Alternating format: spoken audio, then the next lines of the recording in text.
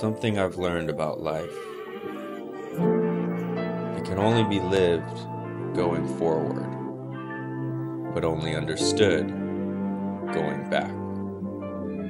Sometimes why we do things is not clear when we're in it, but with time, a little reflection, and a lot of growth, we can find compassion and love for our former selves.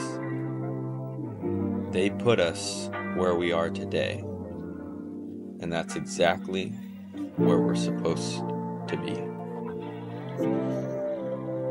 And that's exactly where we're supposed to be.